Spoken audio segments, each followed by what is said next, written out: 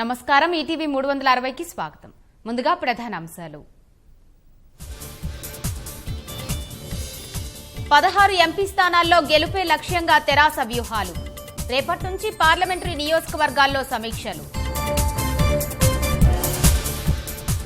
రాష్ట్రంలో రాహుల్ సభకు కాంగ్రెస్ సన్నాహాలు.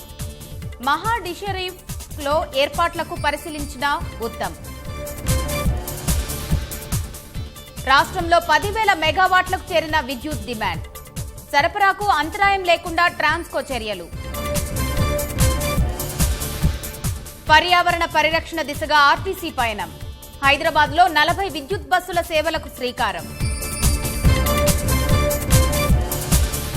వైమానిక దాడులపై విపక్షాల అనుమానాల్ని తప్పుపట్టిన మోదీ. పాకిస్తాన్ను శాంతి దూతగా అభివర్ణిస్తున్నారంటూ ధ్వజం.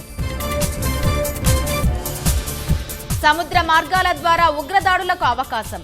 సమాచారం ఉందన్న భారత నౌకాదళపతి లాంబా. చిక్కుకుంటున్న భారత నగరాలు.